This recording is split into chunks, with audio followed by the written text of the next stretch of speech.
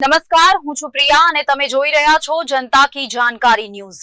નજર કરીએ આજના સમાચાર ઉપર। કેશોદ એસટી ડેપો દ્વારા સ્વચ્છતા હી સેવા અભિયાન અંતર્ગત સ્વચ્છોત્સવ 2025નું આયોજન કરવામાં આવ્યું। સરકારી આદર્શ નિવાસી શાળા કેશોદના વિદ્યાર્થીઓ અને સ્ટાફ દ્વારા સ્વચ્છતા અભિયાનમાં જોડાવા અપીલ કરવામાં આવી।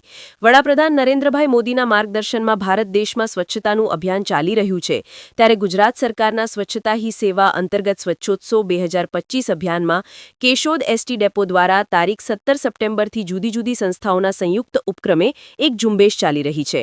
આ ઝુંબેશમાં સામાજિક ન્યાય અને અધિકારિતા વિભાગની સરકારી આદર્શ નિવાસી શાળા કેશોદના વિદ્યાર્થીઓ અને સ્ટાફ દ્વારા મુસાફરો અને દેશની જનતાને સ્વચ્છતા અંગે જાગૃતતા કેળવવા, એસટી બસ સ્ટેશન કે જાહેર સ્થળોએ કચરો ન કરવા અને સ્વચ્છતા પ્રત્યે સક્રિય ભાગીદારી નોંધાવવા અપીલ કરવામાં આવી હતી। વિદ્યાર્થીઓએ ડેપો પર ઉપસ્થિત અને બસમાં મુસાફરી કરતા લોકોને સ્વચ્છતા જાળવવા સંદેશ પાઠવ્યો હતો। આ કાર્યક્રમમાં કેશોદ એસટી ડેપોના સ્વચ્છતા પ્રિય મેનેજર બીજી ભીલ, લાયઝન ઓફિસર સંજયભાઈ કાનપરા, પાર્સલ વિભાગના સિદ્ધરાજસિંહ રાયજાદા, એટીઆઈ પ્રવીણભાઈ ડામગર, આદર્શ નિવાસી શાળાના આચાર્ય બીએસ ભાવસાર, ડોક્ટર હમીરસિંહ વાળા, એમડી દાહિમા, એચએસ મુચ્છાળ, દિનેશભાઈ મારુ, એસટી ડેપોના સ્ટાફ અને શાળાના વિદ્યાર્થીઓએ ઉપસ્થિત રહી કાર્યક્રમને સફળ બનાવ્યો હતો। રિપોર્ટર નરેશ રાવલિયા, કેશોદ। હું સરકારી આદર્શ નિવાસી શાળામાં ધોરણ 10માં અભ્યાસ કરતો વિદ્યાર્થી છું।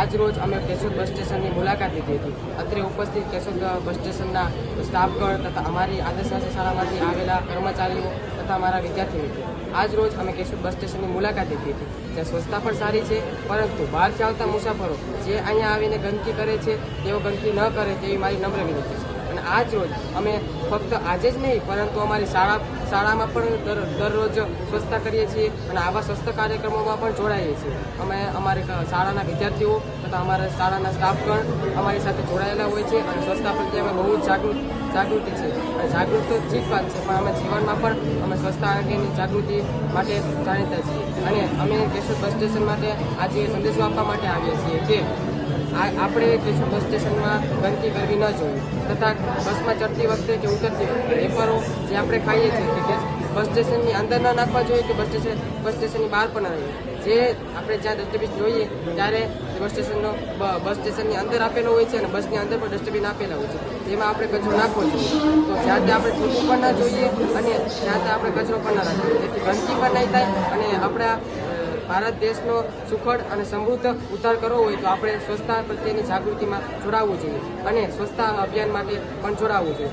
ભારત સરકારના વડાપ્રધાનશ્રી પણ સ્વચ્છતા અંગેના કાર્યક્રમો અને તેવા અભિયાનો પણ ચલાવે છે।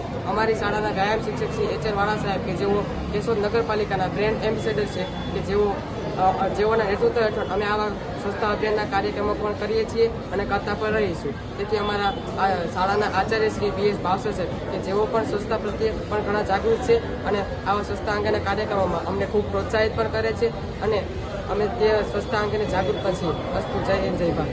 આદર્શ નિવાસીના આચાર્ય બીએસ ભાવસાર, આજ રોજ આ સ્વચ્છતા પખવાડિયાની અંદર અમે કેશોદના બસ સ્ટેન્ડની મુલાકાત લીધી છે।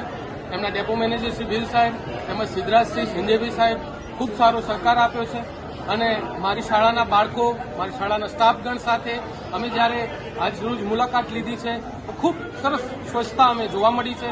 એવું કહી શકાય કે માનનીય નરેન્દ્ર મોદી સાહેબના જે સ્વચ્છતા અભિયાનની અંદર આજે કેશોદનું બસ સ્ટેન્ડની સાથે સાથે એવું કહી શકાય કે જ્યારે પોતાના ઘરથી શરૂઆત કરીએ, પોતાના બસ સ્ટેન્ડથી શરૂઆત કરીએ, પોતાના ગામથી શરૂઆત કરીએ, સમગ્ર આપણો દેશ એક સ્વચ્છતાની ઓર લઈ જઈ રહ્યા છે, ત્યારે હું આ સમગ્ર સ્ટાફ જે અત્રે કેશોદના બસ સ્ટેન્ડનો છે એમનો પણ ખૂબ ખૂબ આભાર માનીએ છીએ।